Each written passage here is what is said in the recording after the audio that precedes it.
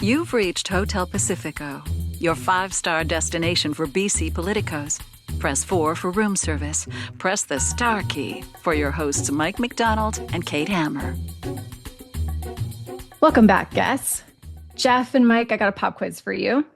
Who do we attribute the quote, "It's the economy, stupid," to? You remember where that came from? James Carville. That's right. Yeah, the Ragin Cajun himself. It's the economy, stupid. It was written on a board in his war room or something like that. Yeah. Great documentary, The War Room. For those of you who haven't watched it, go back and get your VHS tapes out. Oh, I love kicking it off with a recommendation. All right. Well, that maxim has never been more true than it is today, with Canada in an uproar about the Trump tariff threat. Premier Eby doing his best to reassure rattled business leaders, and Finance Minister Brenda Bailey struggling to find a path back to a balanced budget. So in the strategy suite today, we've got a clipping that will help us wade into how Premier Eby is positioning himself in this trade war. And we'll talk about another topic that has business leaders and Mayor Ken Sim concerned, which is community safety. But first, there are a few people more qualified than our guest today to help us work through the tremendous cross pressures in BC's economy and how they are playing out in BC politics. Laura Jones is an economist who earned her degree at Simon Fraser, taught economics, and went on to serve for 10 years as senior economist at as a specialist in risk and regulation at the Fraser Institute. In 2003, she began a 20-year stint at the Canadian Federation of Independent Business, moving from a BC focus to CFIB's Chief Strategic Officer.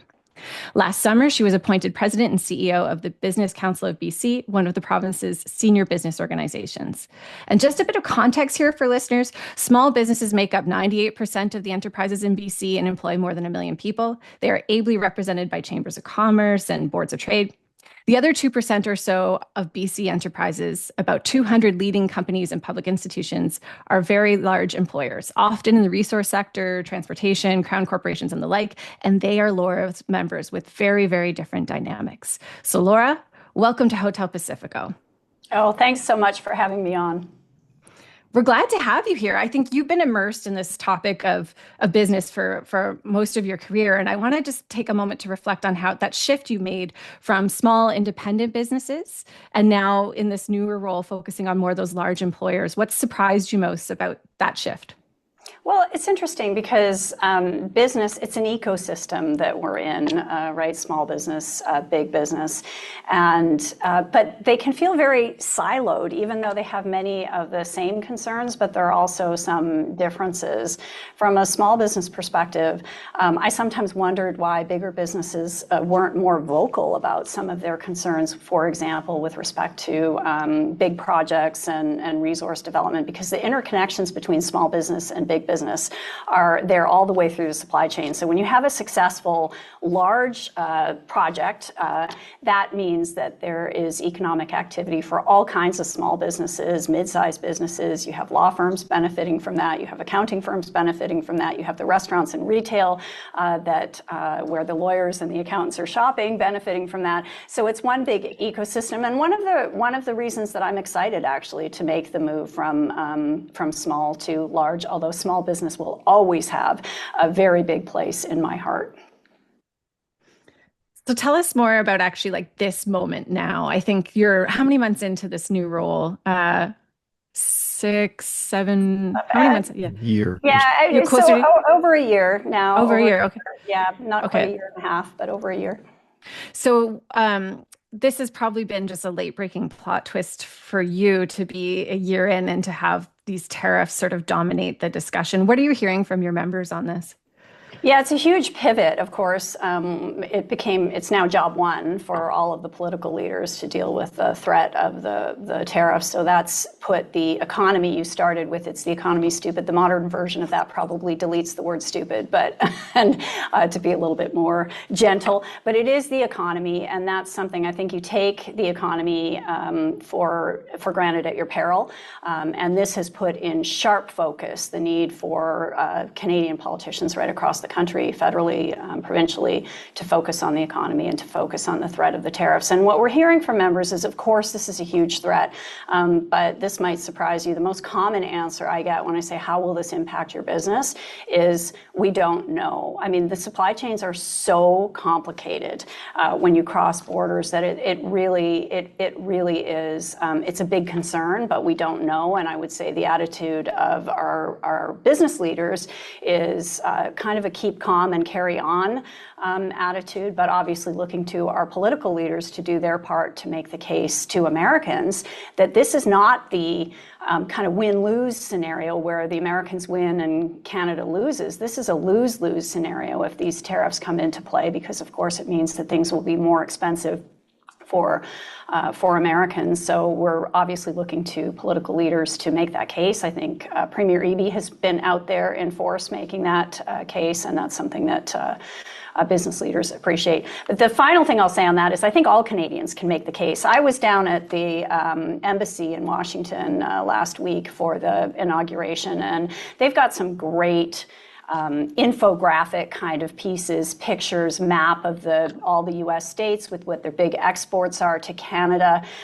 They had a picture of a hamburger with different arrows. The bun was baked in California with flour from Alberta. The burger was raised in Saskatchewan, finished in Nebraska, and processed in Iowa. And they had another one with a breakfast spread, cranberries grown in British Columbia, processed in Massachusetts. And all Canadians, we all have access to social media. We can all be making the case to our American friends and family. I grew up in the States, so I have that background, and many Americans just don't fully appreciate Canada, but we can all make the case. We can all be a part of Team Canada. I guess one of the questions I had was how you're, as a business leader, interacting with the government as it tries to assess what's going on and develop strategies and so on. During COVID, there were similarities and many profound differences, of course, but supply chain was a big part of it. What are you hearing in the room? What kind of conversations occur with the Premier's office? How is Victoria structured its discussions with the business community largely? So the Victoria did a good job of, the Premier had a call with some of the business and labor leaders following a call that he had with the Prime Minister. That was back when this was first breaking. He's since set up a group that's going to be very focused on this for BC and US. So I think obviously he's out there communicating. I know he's been talking to governors, so he's doing a lot. Ideally, in a situation like this, you would have strong national leadership, and we've got a Prime Minister who's resigned and a Parliament that's prorogued and a leadership race going on. So we don't have the national, we've got a bit of a vacuum nationally. And so I think the premiers have been trying to step into that and have been doing a reasonably good job. Obviously, they don't agree on everything, and given the circumstances and how difficult it is to know even what Trump's end game is here, that's probably not surprising. But I think the government here has been doing a good job trying to keep people informed on what it is they do know. But of course, there's a lot we don't know. Mm-hmm. You and I were both at the BC Natural Resources Forum earlier this month, and there was quite a heavy provincial government presence there. Did you detect a change in direction there or a pivot from them in response to the Trump tariffs? Yeah, I think the Trump tariffs have put in sharp focus for everyone the need to focus on the economy, the domestic economy. There's a lot that's out of our control, but there are some things that are in our control. We're not going into this in the greatest shape, either nationally or provincially. We've got weaker growth than we'd like, both provincially and federally. We've got record-breaking deficits. So we need to do this anyway, but this puts that in sharp focus. And I think what I heard up in Prince George was some great messages that had a lot of businesses heads nodding around the importance of the economy, around particularly the importance of our resource sectors. I mean, a good chunk of our exports to the U.S. are resources. About 70% of what we export from BC to the U.S. falls into that category. And there are opportunities to grow those sectors. And also for some of those sectors, the U.S. doesn't have to be our major customer. So that's important. Like I'm thinking of LNG in Asia, for example, and those are good opportunities to push and pursue. And I think what business leaders really want to hear is more of that from the ministers and the Premier, more of this is important. And I want to say one other thing about that. We're focused on the tariffs, but even if the tariff threat disappeared tomorrow, this remains important because the other thing that Trump has made very clear is he is rolling out the red carpet for big projects, particularly big energy projects. And investors have choices. And investors will tell you that when they're in the boardroom, they look at that messaging that they're getting from the political leaders. And so if you're rolling out the red carpet, that's going to have attention in a positive way. If your red carpet is collecting dust in the closet somewhere, that gets a different kind of attention. And so I think what we're seeing is we're getting the red carpet out, and I think that's appropriate. We want to maintain good health, environmental safety standards, and I think we can do that. But we need to speed up permitting, and we need to clear away some of the regulatory clutter that's accumulated over a long period of time here. Well, what would your sorry, go ahead, Kate. No, I'll just pause on that really quickly because I do want to hear from you, Laura, like a bit of an assessment of Premier Eby's performance so far on this. We're going to talk about it more later in the show, but he's a little bit distinct from some of the other leaders and has taken more of a kind of eye for an eye, kind of more aggressive approach in how he's dealing with the tariff threats. Is that something the business community is applauding and behind, or do you think are there other approaches you might endorse? I think it's really hard to know, and I'm not going to second guess the Premier on this because I think it's really hard to know what the best approach with Trump is right now. I mean, the only thing I would say is it's always easier to turn up the heat than turn down the heat. So that's something but it's pretty tough when you've got, a president really sinking to kind of new lows and calling Canada the 51st state and referring to our prime minister as a governor. And then you've got a federal, vacuum. It's Canadians have maintained their Canadian politeness around this, but I don't really know what the best approach. I think only time will tell. And maybe the Premier's having different approaches is going to serve us well. Are there certain things that you would recommend that would be good to do no matter what, that should be focused on right now in terms of building the economy, strengthening the resilience against this whole business? Yeah, so two related areas. One of them may be a subset of the others, but the other, because I'll talk about regulation in general.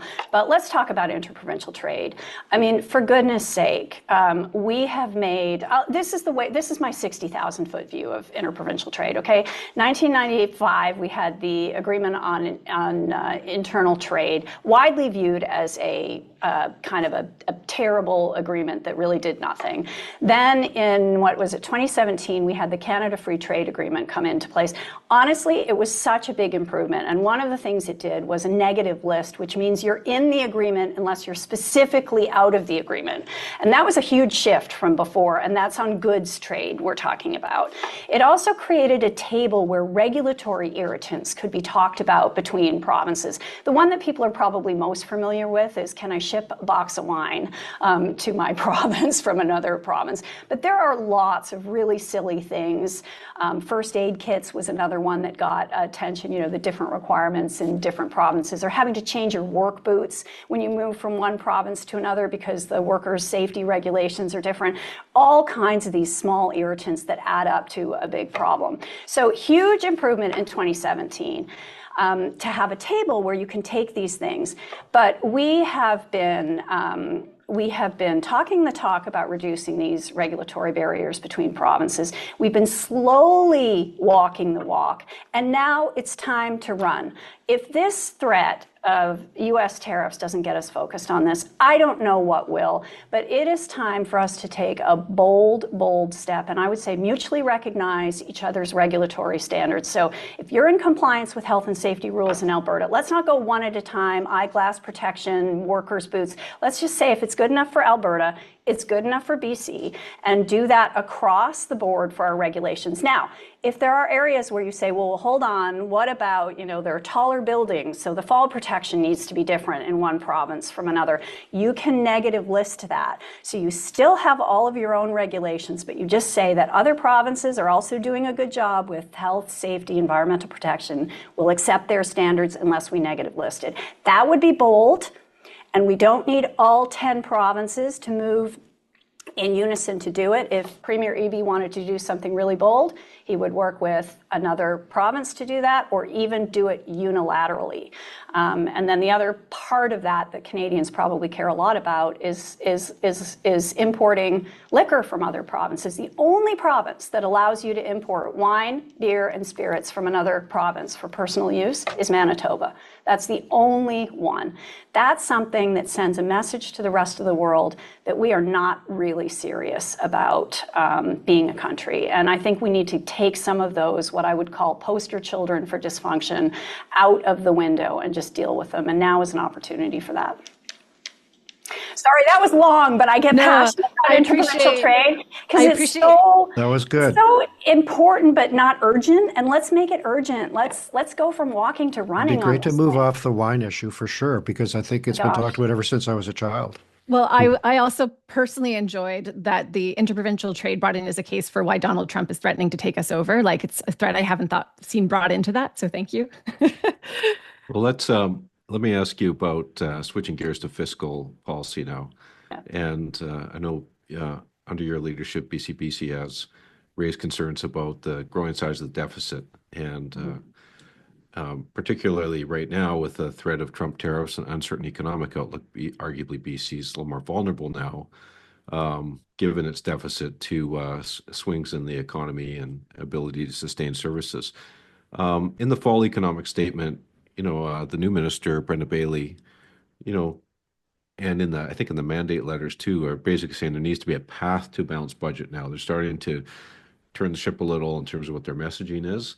How confident are you that there's going to be a plan in this budget to legitimately get us closer to balance over the next 3 or 4 years?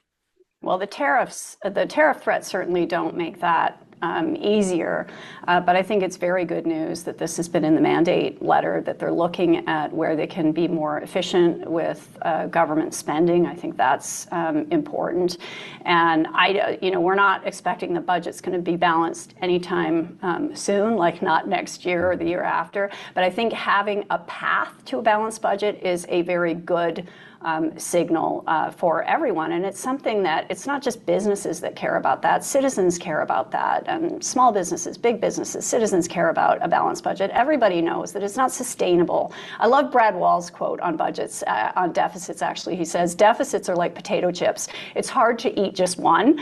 And that's, I think, why you've got to have a plan to get out of it, because it's not sustainable to keep spending more than you're bringing in tax revenue. And what happens then is that you're paying more higher interest payments on the debt that you're accumulating, and then you have less available for healthcare, education, the other things we want government to spend on. So we need to get on a more sustainable path, and I'm confident by the messaging that we're committed to that. I think that world events are making that more challenging, but it's another thing that underscores the need to do everything we can to attract big projects, to attract investment into this province so we can lift our top line of growth. We worry a lot about affordability, but affordability and paying down, getting to smaller deficits, all of those things are helped by having a strong private sector economy. Well, I've got this image of David Eby and the front bench of the cabinet absolutely covered in potato chip crumbs after their binging on deficit financing the last few years. But just to finish on the deficit, though, like you mentioned growth. I mean, growth is obviously one prescription to get out of a deficit problem if growth's outpacing spending. But has BC put forward any views on spending control or guardrails on that? Yeah, I mean, I think we're going to have to be very careful with spending going forward. And there's been a lot of public sector hiring. Love public sector employees, but we've got to make sure that, we've had a fairly flat private sector growth in employment, and so you can't have flat private sector growth and 30% over the past number of years growth in public sector employment. Like, again, that's not sustainable. So that's something we'll look at. And also, of course, there's public sector wage negotiations going forward. That's a huge part of the government's what they spend on. So we'll be looking and making the strong recommendation that those be reasonable and that public sector employees go into those negotiations managing their expectations, because it's not a great time to be asking for big raises when the cupboards are bare. So right now they've made what is really a relative commitment on this issue, right? Saying that BC will stay sort of in the top quartile, the top few in terms of provinces, in terms of debt to GDP ratio. And so I guess I want to kind of really does that meet the moment? I think relative to maybe previous times when you might ask something more that is like, okay, you're going to get to balance in X many years. This is something a bit softer and relative. Given the uncertainty, does that meet the moment, or would you like to see them go further? I think that's part of it, but I think we need to get back to balance. And you have to be careful when you compare to other provinces sometimes, that you're not comparing, like BC's growth, for example, has been stronger than other provinces, but it's nothing to write home about based on historical standards. So being the best of a bad lot isn't always a great thing. And so we want to just make sure when we're making those comparisons that we're also doing what we need to do. I mean, the reason, and BC has a better record than most provinces in terms of debt to GDP ratio, which is great. That's part of it. But we don't want to have structural, what economists would refer to as structural deficits, meaning that it's not just because you've got your normal part of the business cycle, but you've kind of baked in a deficit. And I think that's where we are right now, and we have to get out of that. And those are more painful to get out of. Obviously, economic growth can make that easier. But yeah, it wouldn't be enough for me to just say debt to GDP ratio. I would be wanting to see a path toward back to balanced budgets. Well, understanding you've got members who are quasi-public sector, partially in terms of crown corporations and so on. I mean, I'd be interested in your observations about innovation in the public service, because it's really what you're pointing to there. We don't really want to cut services to people. We can't see a reduction in access to healthcare. But if there's an attempt to save money in healthcare by reducing FTEs, that's what we'll get the worst of both worlds. Is there a way that the government and the business sector and people of your size and scope, your members, can actually collaborate to achieve some of these changes that would happen more quickly in the private sector inside the public service, so we get those savings? Yeah, there's a strong appetite among my members to partner with the public sector on innovation, particularly, I hear that particularly when we're talking about health, for example. But even without those partnerships, there are things that the government can do and needs to do. Like, we need to address red tape right across the board. That's for citizens, that's internal to government, external to government, big projects especially. But I'll give you one example that I think will resonate with people is healthcare. So doctors spend more than a day a week on paperwork. Now, some of that paperwork is necessary, much of it is not. Nova Scotia did something really, really interesting where they said, let's cut the amount of unnecessary paperwork that doctors have to do by just 10%. And that, if you did that 10% right across Canada, and they were successful, by the way, so successful, the Premier loved it and decided to move the target to 80%. It was just a win-win, right? The doctors loved it. It was good for government. Patients were having better access to doctors. If we did that 10% reduction in unnecessary paperwork for doctors across Canada, 5.5 million patient visits. And we just skip past this kind of low-hanging fruit that we've got. I'm not saying it's easy, but relative to some other things, easier. So there's all kinds of innovation like that. We need to get serious about freeing up time so that we can all be doing the most important things. I was thinking the other day, because my passport is up for renewal and I got to get on that, and I hate doing this stuff myself. I'm terrible with that stuff. Right, good luck. But remember, we used to have to do that every 5 years. Now it's every 10 years. That's freed up hundreds of thousands of hours. It's a tax on our time, unnecessary But you're stuck paperwork with and that photo burden, for 10 right? years. Like you've got to nail the photo.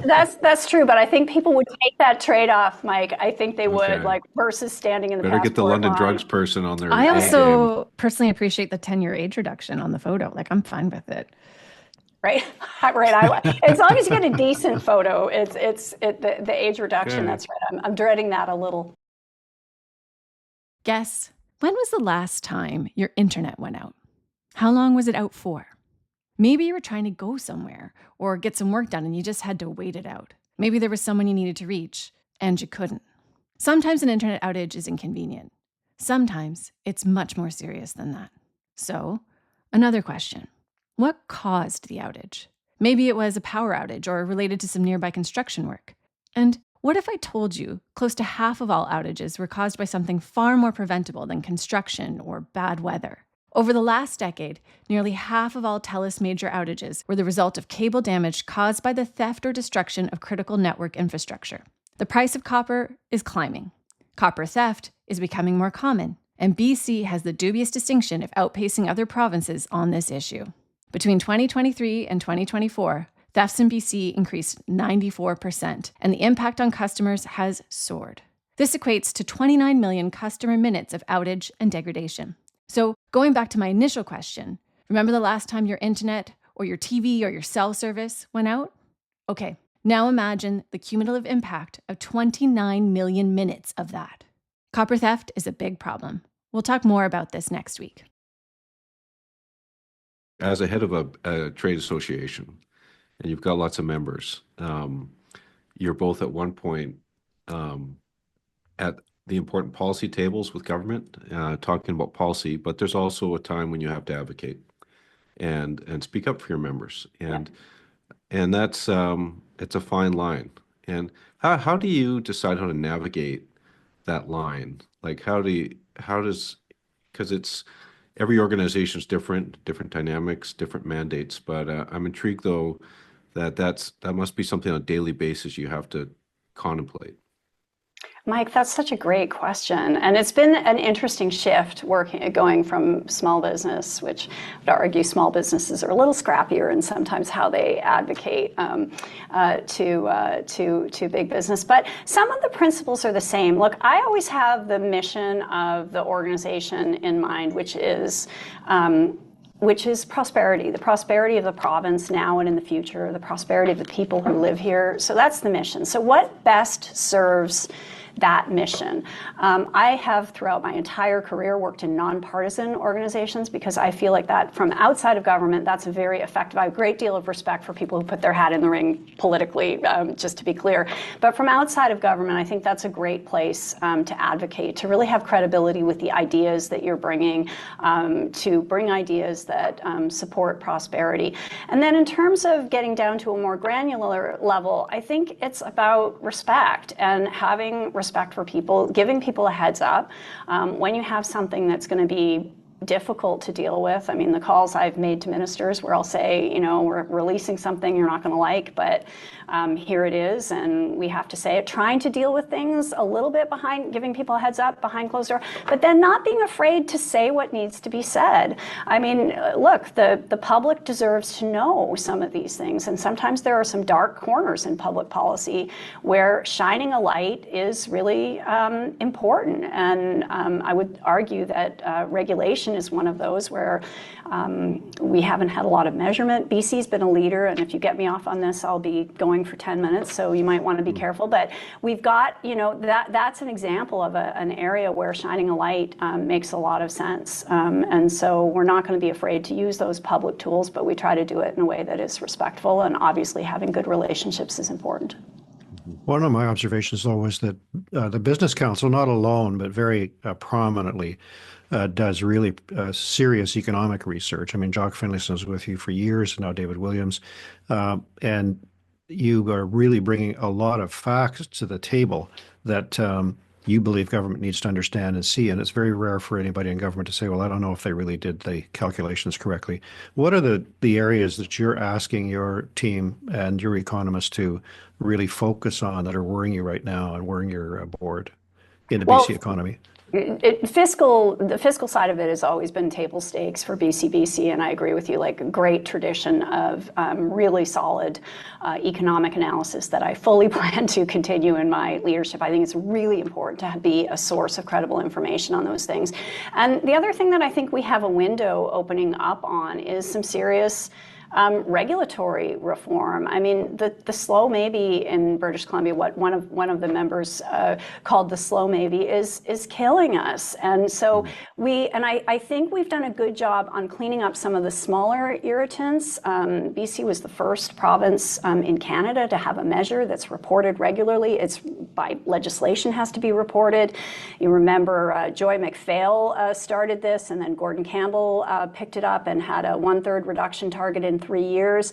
I was excited about that, not because of the magnitude of the target, but that they had to find a measure, which they did, and that's been replicated. This model is known far better outside of British Columbia than it is in BC. One of the most accountable provinces, jurisdictions in North America. In fact, I've been invited down to the States to talk to multiple governors about what BC did. And they kept measuring. I mean, this is a good example of where advocacy can come into play, because I remember having a conversation with the minister at the time.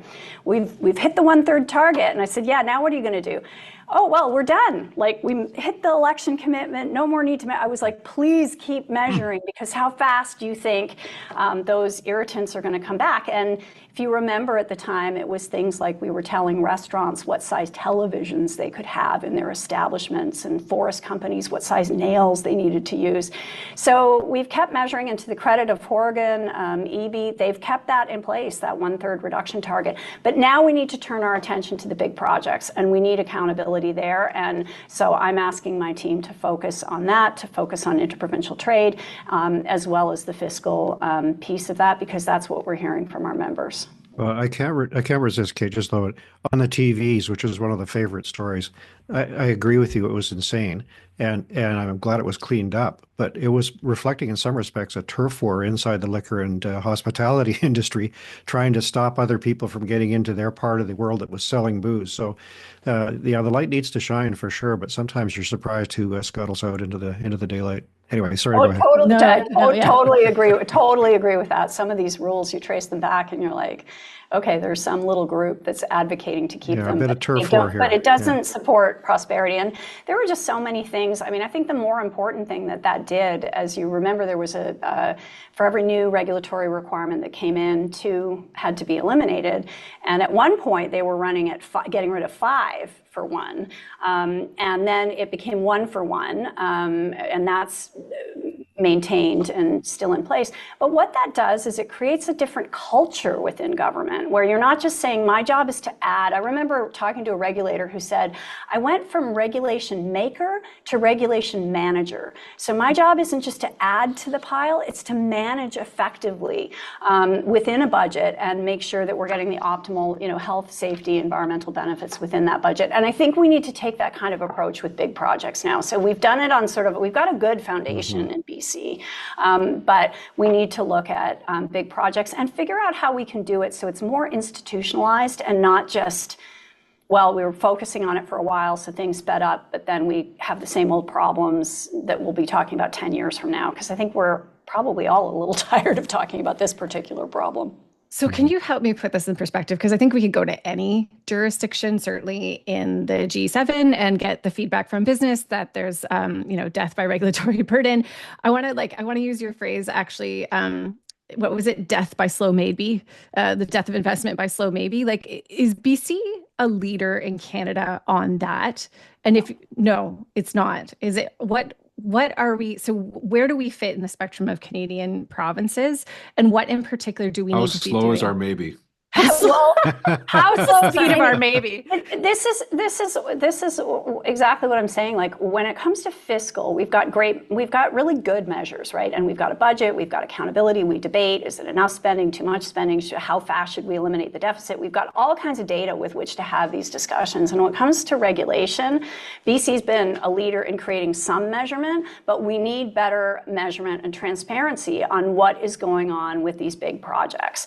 Because we just hear these kind of anecdotal stories about wheelbarrows full of paperwork required for EAs, or we hear about, average timelines, but that's where a source of credible information. We've got that on fiscal. We need that. We need more of that when it comes to regulation. Very early in my policy career, I was absolutely shocked by this. Think about it. Government has 3 ways they can affect your life, right? They can spend, and then of course they have to tax in order to spend. So those are big ways. And I would argue we've got a decent amount of accountability when it comes to that. And we can always do better, but we've got a decent amount.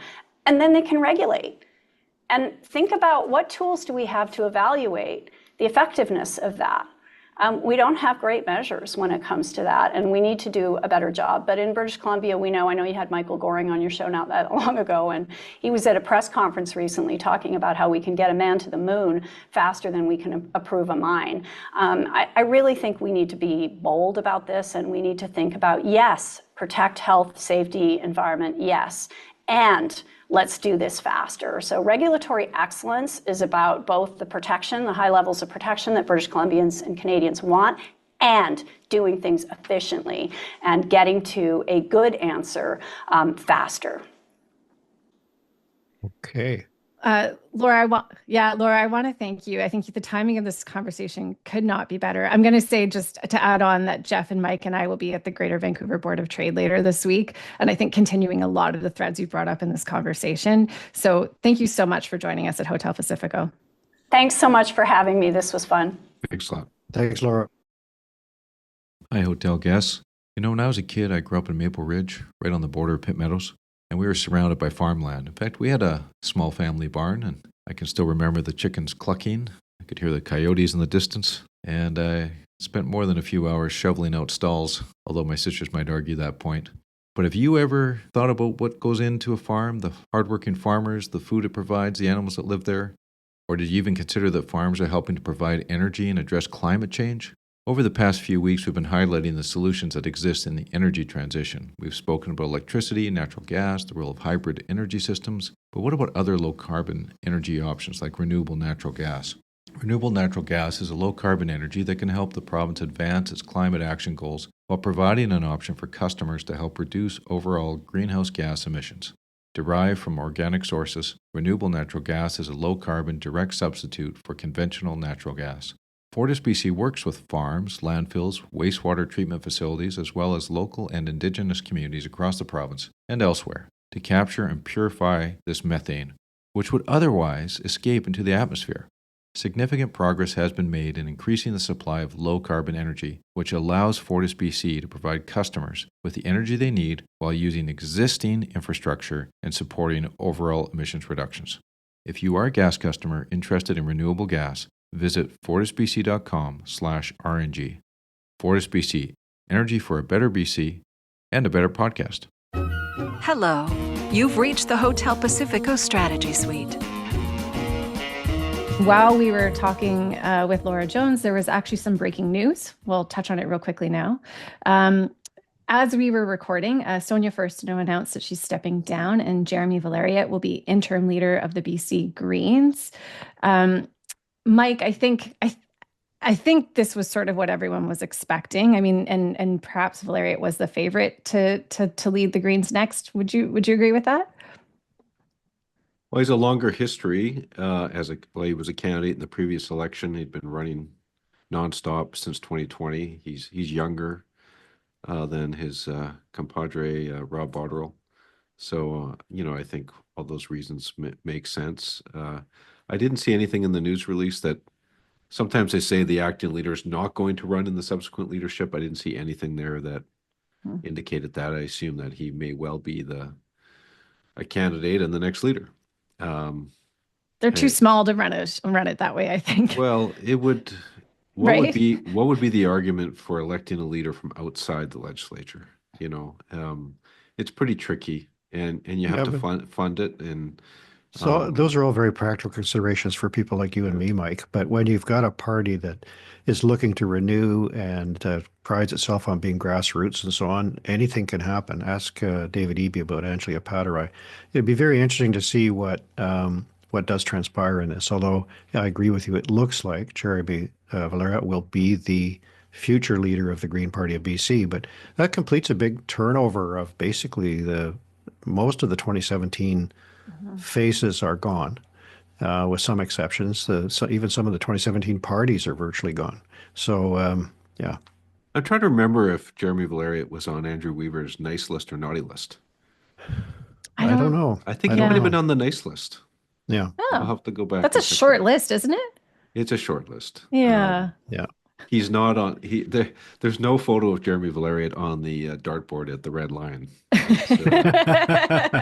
It's an endorsement that would need to be handled with care if it comes forward. Yes. Handle with care. Well, best wishes to Sonia first, no. Yes. Yeah. Yeah, she made her mark. She did. Mm-hmm. Yeah. She did. All right, let's move now actually to a reunion we saw last week on the center right, some political forces coming together for a public safety forum on Thursday, organized by the Save Our Streets Coalition. Geoff, you were there. Can you set the scene from us? Like, who was in the room? Well, it was very interesting, and it wasn't a partisan gathering by any means, although it certainly skewed center right. The organizer was one of our early and very interesting guests on Hotel Pacifico, Geoff Meggs, who had the support of some major retailers, London Drugs, Pattison Group, and so on, who have been very vocal about the problems they're facing with organized shoplifting. There were a lot of senior police officials there, and the guest of honor, really the keynote speaker, was Marshall Smith, who we've also had on the show, who gave a very compelling presentation about how they've set up the comprehensive drug treatment system in Alberta. And there were a lot of issues there that, I mean, we could talk about that for the rest of the show as we did when Marshall was on, but a very compelling presentation. I think it was too bad that it was really about street crime. It was a bunch of things. It named a lot of problems that have been named before. There were a lot of senior police officials there, but it wasn't the kind of conference that produced recommendations to government. It highlighted the issue, but I don't know what your takeaway was, Mike. It was quite a I thought it was quite crowd an politically. interesting way to spend the morning or a little bit longer. I took advantage of the free lunch as well. So it's nice to have lunch Me with you, too. Geoff. Yep. But I think it was useful for him for sure, just to there's some interesting panelists there that I've never been exposed to, like some of the psychiatrists that spoke about the permanent impacts of fentanyl and The brain damage. Yeah. brain yeah. injury, brain damage side of Yeah. it is something that's not talked about a lot, in the media. I do concur with you on Marshall. Marshall can really he can really sell it, and there's a lot to sell for It's not a cheap program. Hundreds of millions of dollars of investment. Alberta. The scope of Alberta's addiction treatment program is quite impressive, and he's showing photos of the new campuses basically they built that are modular construction, but I think that's But neither here nor and there. It Marshall, just means they can put them up fast, but the quality's pretty good. And he seems to have some stats to back up that they're making an impact. So, in any event, they're trying something, right? And so that it was good well, to and it's hear. more. I think it's more broad based than a lot of critics would give it credit for, because he was pretty clear that he's like significant people here, like the former provincial health officer, Perry Kendall, they don't want to have an argument anymore between abstinence processes and harm reduction processes. Both are available in Alberta, but in a way more structured way that supports people through them and follows them through relapse, provides housing options, and so on. And a fascinating option on involuntary care, which has been seen here as kind of in the criminal justice system. You go to court, you seek to have someone committed. A completely new agency which operates from a health perspective to give families and other friends and supporters, but they're qualified in the law, to bring forward someone who they think should be committed for treatment. And then a tribunal adjudicates that decision in the health system. A lot of very important innovations from a policy and other standpoint. And I think it's regrettable that the broader sort of center-left side of the discussion was almost not represented. Guy Felicello was there, who's an important and outspoken advocate, but also, very inclusive of various types of treatment and recovery. But he was unique in that regard. There were none of the major harm reduction advocates there to have the discussion. Only 3 New Democrats, although I may have missed someone. If I did, I apologize. And you were one of them? I was one of them. Named you. Mayor Leonard Krog of Nanaimo, Yeah. who spoke very compellingly about the problems Yeah. on the street in Nanaimo, and of course, Minister of State Terry Young, who is charged with looking I after a thought, lot of the yeah, public safety stuff. I I thought think, I thought Leonard was excellent. yeah, Hmm. yeah. Very, very clear. Well, just to say, I think you hit the nail on the head, though, Geoff, with the point that I think a lot of the reaction to particularly Marshall Smith and some of the approach Alberta has taken has been sort of a lament for harm reduction and belief in harm reduction, and it's just misplaced. And I think we've heard that a few times now that these proponents aren't saying that harm reduction doesn't have a place. It's sort of, and then the inclusion of abstinence-based services doesn't exclude those. And I think we've got to get a little more slow, maybe, and a little more Well, patient in how we his harsh understand it. judgment about BC is when people say to you the system is broken. His reply is, "No, it's not broken. You don't have a system." When you compare our arrangements to Alberta's, you can see why he feels comfortable making that statement. And it's a big, big challenge ahead for the EB team and Josie Osborne in particular to make headway on these very, very difficult issues. And all the difficulties were on full display. And as I say, the solution in the case of Alberta was it was engineered through the chief of staff to the premier, given pretty unfettered responsibility and accountability for reorganizing entire parts of the health ministries, standing up new crown agencies, introducing new legislation. It's not surprising that after a few years of that, he's decided to return to the private sector. But Well, as Mike said, impressive. yeah, it took a big force of will, and I'll credit Jason Kenney for putting Marshall in a position to do that and others in the position to do that in the first place. And, I think I'm not making a broad-based statement about, say, NDPers here, but for those who look at Danielle Smith and the conservative or the UCP and Alberta as a bunch of wackadoodle crazies, right-wing crazies, you have to look and say, well, what is the more compassionate system here? And you may not like the Alberta system, but what they're doing ultimately is very compassionate. It's not about locking people up necessarily. It's about getting people in the right place, right?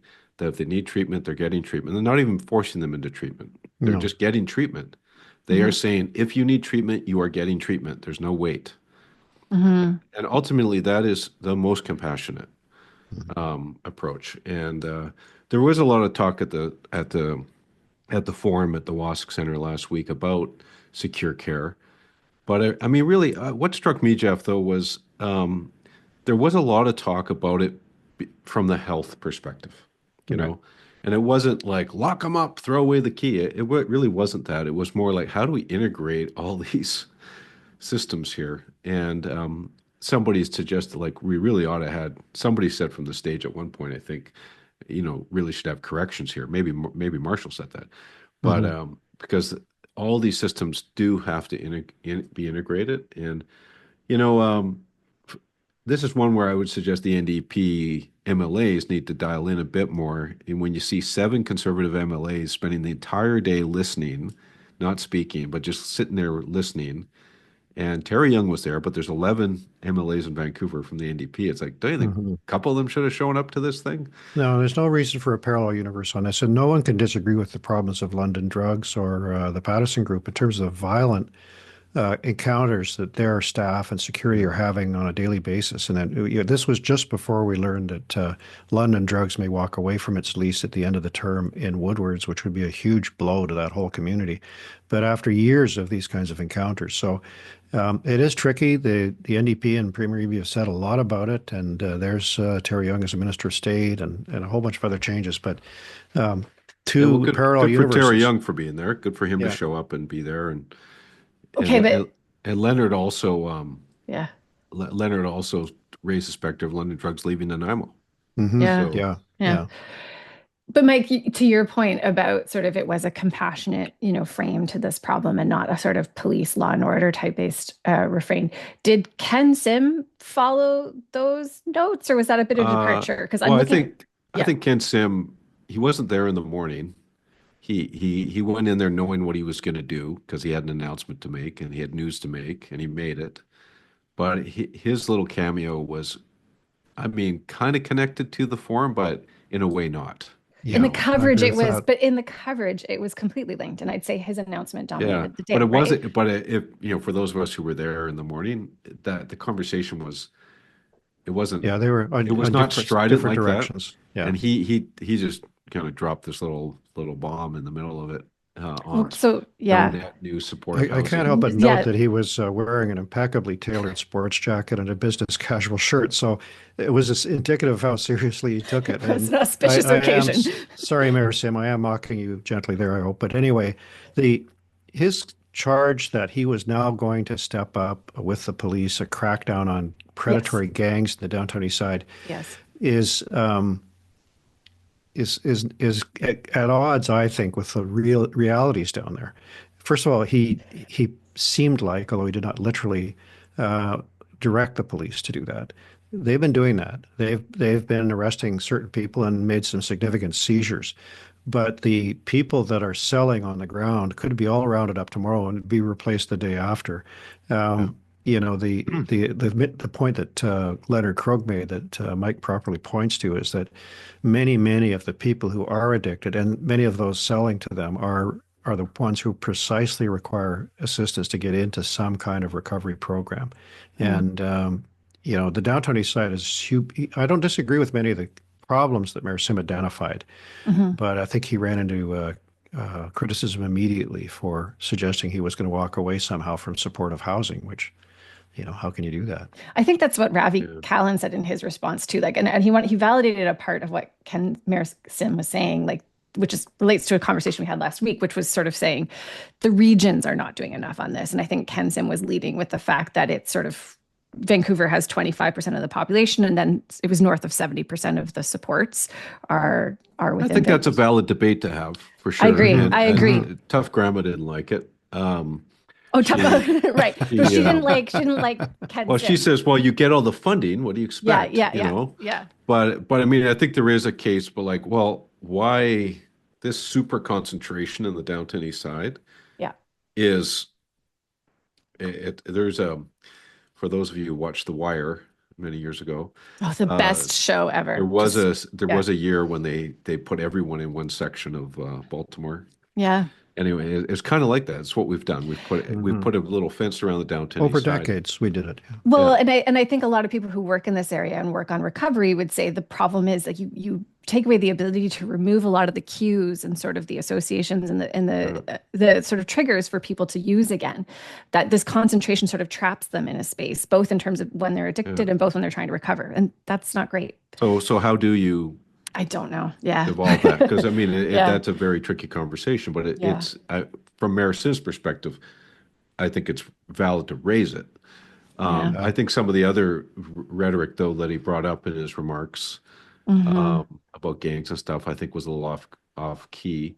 But when you say no new net supportive housing, I think one of the initial feedback from the business group in downtown east side was, well, that's what's going to happen to these people, you know? So there's a lot of detail work. I mean, he's obviously trying to draw a line in the sand. I don't know what it means for other projects that are on the books right now, like in Kitsilano, very contentious supportive housing project on Arbutus that the premier has stood by, but I don't know what the mayor's pronouncement means for that, for instance. So a lot of He's headed question marks. towards I only raise it because Vancouver is going to have a double by-election in April. Yeah. And Rebecca Bly, one of the senior members of Ken Sim's team, made it clear that she was surprised by and not necessarily aligned with his comments. She was critical of them. He's got to put together a group, and it's be interesting to know what will be the ballot question and what will be a hard-fought pair of votes, because the Greens in one city want to keep their spot. That's the leftover left part of the council. They may not make it. He wants to elect two people. And Colleen Hardwick, who's mostly been about density, is going to be there. It's an important little pair of by-elections, and I'm not sure where Ken Sim thinks the battle lines are being drawn there. It'll be interesting who the candidates end up being. Are you looking to make a comeback, Geoff? No, I've hung up my skates. I'm done. Sorry. He's too busy with the podcast. Yeah. Yeah. If drafted, I will not run, and if elected, I will not serve. All right. Let's move us along then, because this week we have a clipping.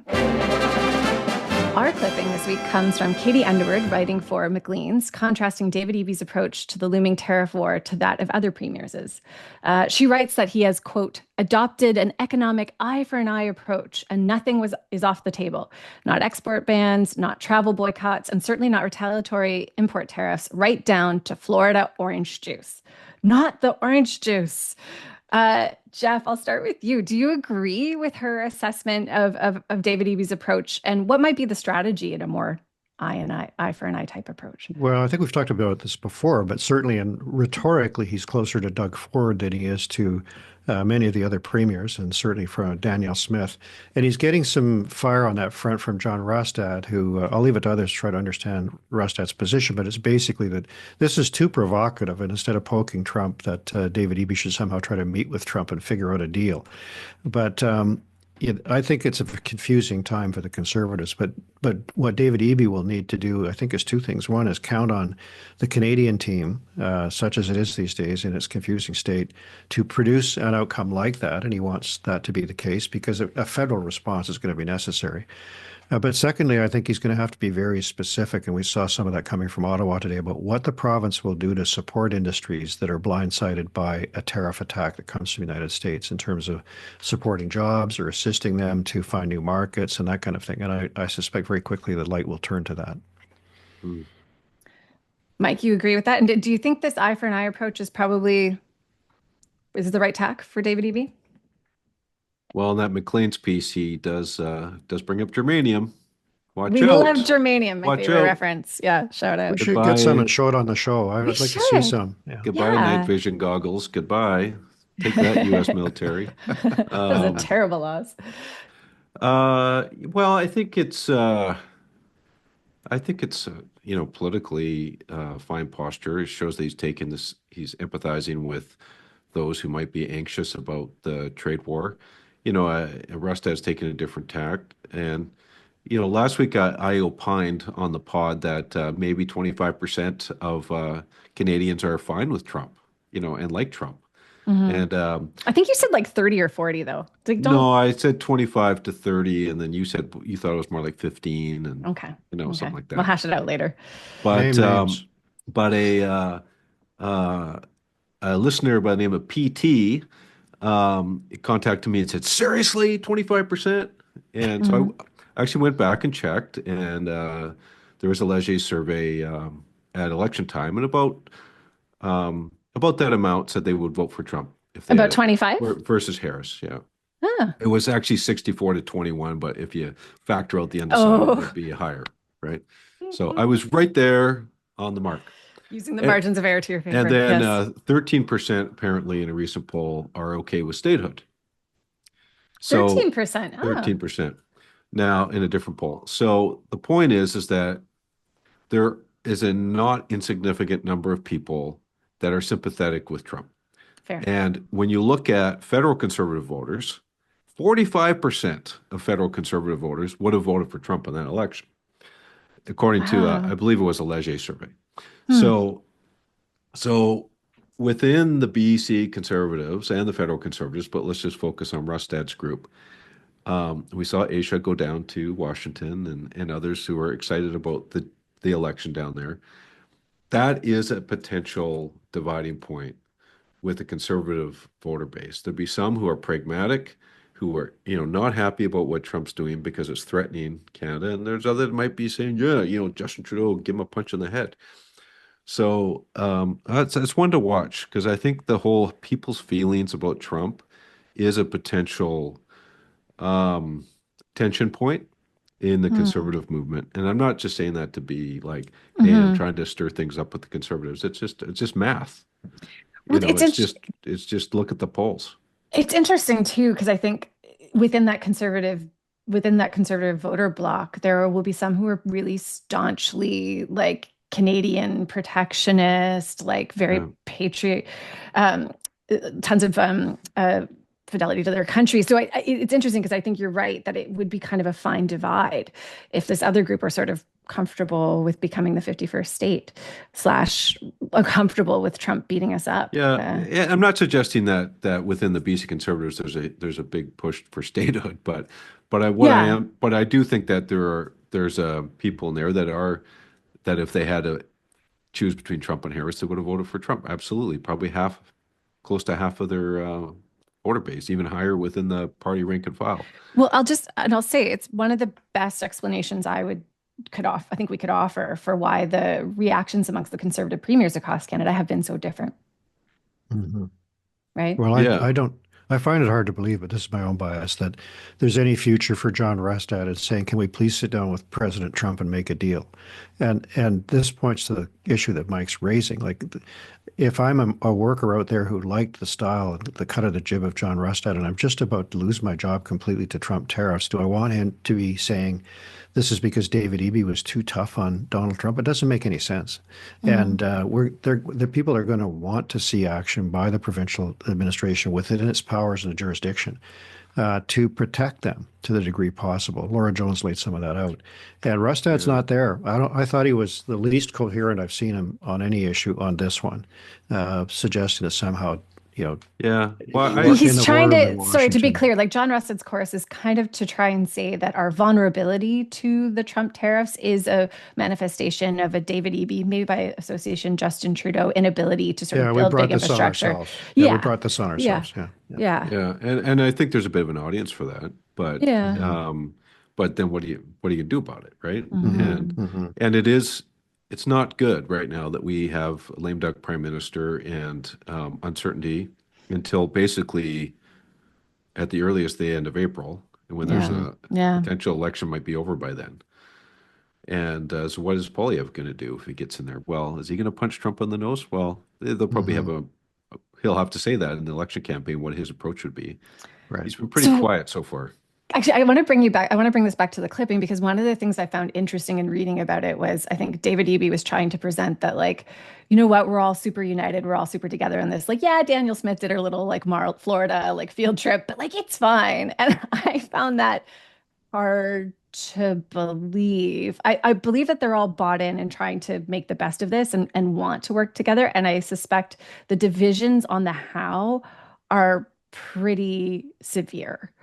I don't know if you find that plausible, that there's some kinship behind closed doors on this. We're already seeing in these sideshows about Greenland and elsewhere that the Trump team has spent time in transition figuring out where the vulnerable points are. So, when the tariffs are unleashed, I'm certain there will be some, they will be designed to maximize that problem for the Canadian side.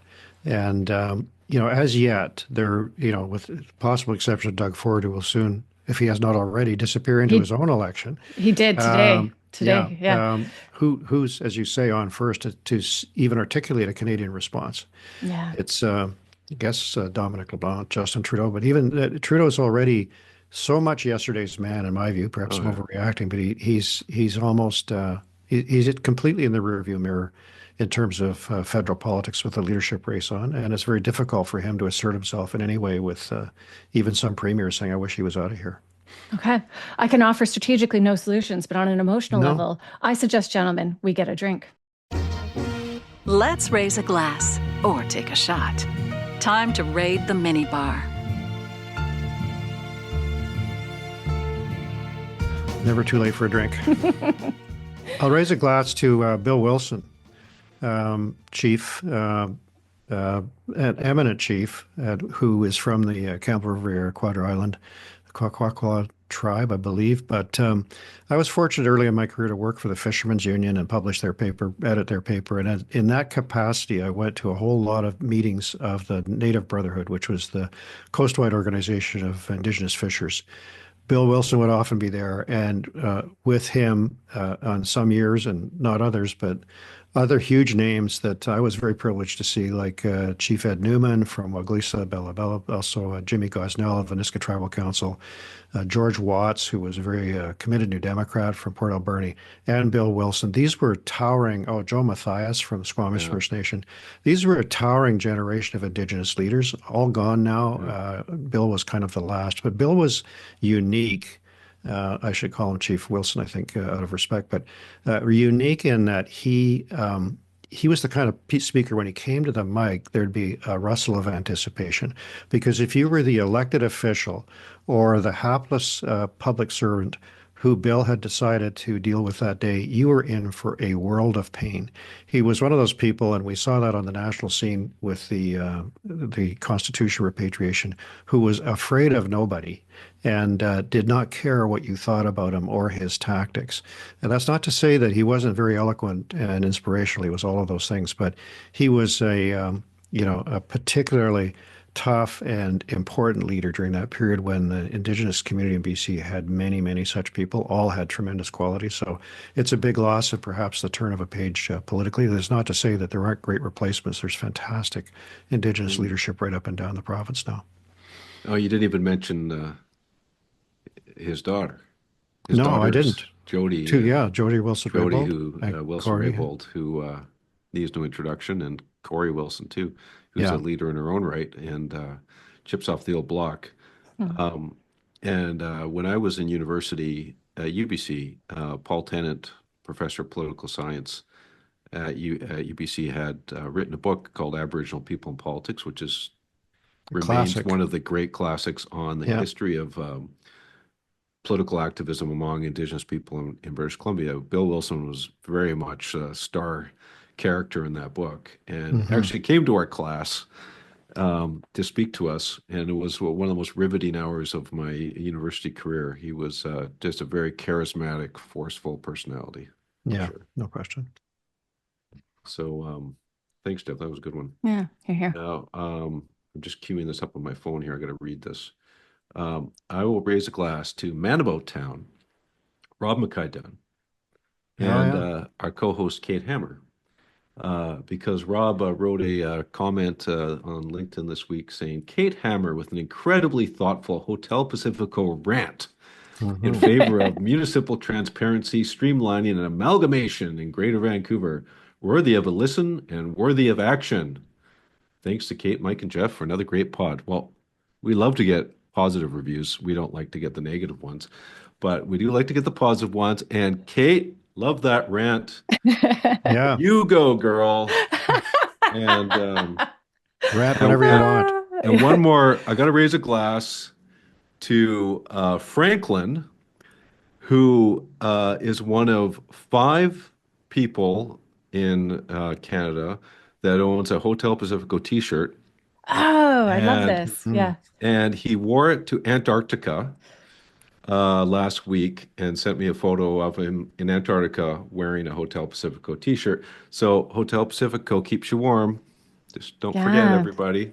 This makes all 7 continents feel achievable for us. We have, our reach is unbelievable. Right? Antarctica, I would have called a stretch goal, but now that we've got it, let's go for it, listeners. Send us your pictures. Who's in Australia right now? We are number 1 on the podcast charts in Antarctica right now. Do we have anything to fear from tariffs? I don't think so. No, we'll trade with Antarctica. We're trading in penguins. Yeah. Geoff, you're going to put us on Trump's radar. Don't. No. Okay. That's fantastic. Thanks, Mike. Okay, I'm going to raise my glass this week, and this is something I think that builds on a little bit of my day job and what I do when I'm not podcasting, because I wanted to raise my glass to tourism, arts, culture, anti-racism, and trade critic Teresa Watt, who's calling on the BC government to increase the gaming grant funding to keep it more in line with inflation. So the grant comes from money from commercial gambling and gets redistributed to not-for-profits. It's, even though inflation's gone up and profits have gone up on gambling, it's been stagnant since 2010. And I can say from my day job, like, it's what's happening in the nonprofit sector right now is a little horrifying. It's that combination of, increased demand and donations. I've heard from folks too have never been worse. It's the combination of everyone feeling tight and less ability to be generous, but also things like the Canada Post strike and a bunch of other stuff has kind of really hurt the sector. So I think Teresa Watt is entirely on point, in the background of a lot of other stuff going on. Whatever's ahead with this tariff war, these are the people, the not-for-profit, the charitable sector, who are going to have people's backs. And I think it'd be great for BC and BC Gaming to have the sector's back right now in the coming months. So glass raised to Teresa Watt. All right. Okay. All right. Okay, so that is another episode of Hotel Pacifico. I want to thank our guest, BC CEO Laura Jones, and our presenting sponsors, TELUS and Fortis BC. We will see you next week, guests. BC, you can never leave. Checkout time at Hotel Pacifico. We hope you enjoyed your stay.